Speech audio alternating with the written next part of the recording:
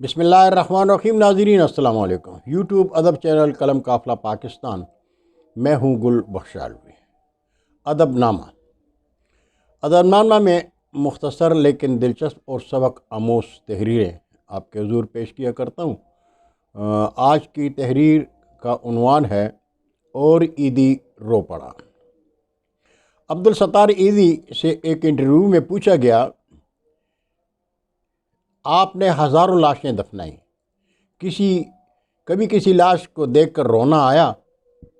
عبدالستار عیدی نے فرمایا، ایک مرتبہ میرے رضاکار ایک صاف ستھری لاش لے کر آئے جو تازہ انتقال کیے کسی بوڑھے کی لاش تھی، لیکن وہ کسی پڑھے لکھے اور کھاتے پیتے گھرانے کی لگ رہی تھی۔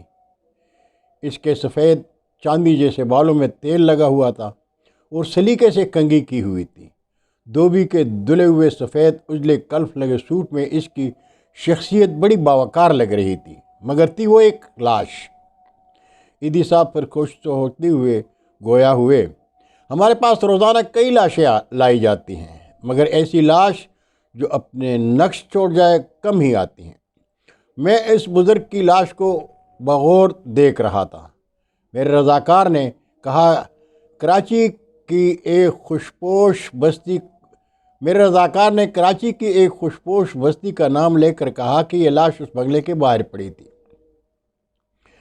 ہم جو ہی بنگلے کے سامنے پہنچے تو ایک ٹیکسی میں سوار فیملی جو شاید ہمارا ہی انتظار کر رہی تھی، ٹیکسی میں بیٹھے ایک نوجوان گاڑی سے نکل کر ہمارے پاس آئے اور ایک لفافہ ہمیں تماتے ہوئے کہا، یہ تدفین کے اخراجات ہیں، یہ میرے والد ہیں، ان کا خیال رکھنا، اچھی طرح غسل دے کر تدفین کر دینا۔ اتنے میں ٹیکسی سے خاتون کی آواز آئی، تمہاری تقریر میں فلائٹ نکل جائے گی۔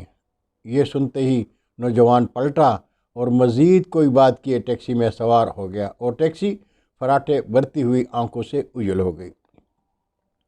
عیدی صاحب کہنے لگے، اس لاش کے متعلق جان کر مجھے بہت دکھ ہوا اور میں ایک بار پھر اس بدقسمت شخص کی جانب دیکھنے لگا تو مجھے ایسے لگا جیسے وہ بازو وا کیے درخواست کر رہا ہو کہ عیدی صاحب، ساری لاشوں کے وارث آپ ہوتے ہیں، مجھ بدقسمت کے وارث بھی آپ بن جائیں۔ میں نے فوراً کہا، اس لاش کو غسل بھی میں خود دوں گا اور تدفین بھی خود کروں گا۔ پھر جو ہی میں غسل دینے لگا تو اس اجلے جسم کو دیکھ کر میں سوچ میں پڑ گیا کہ جو شخص اپنی زندگی میں اس قدر معتبر اور حساس ہوگا، اس نے اپنی اولاد کی پرورش میں کیا کچھ نہیں کیا ہوگا۔ مگر بیٹے کے پاس تدفین کا وقت بھی نہیں تھا۔ اسے باپ کو قبر میں اتارنے سے زیادہ فلائٹ نکل جانے کی فکر تھی، اور یوں اس لاش کو غسل دیتے ہوئے میرے آنسو چھلک پڑے۔ عیدی نے کہا، اس دن میں انسانیت کی ڈوبتی ناؤ پر رو پڑا تھا۔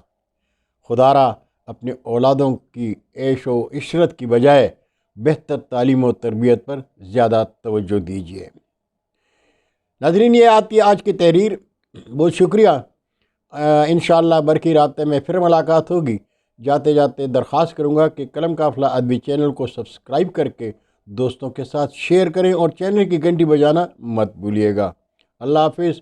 اردو ادب زندہ باد۔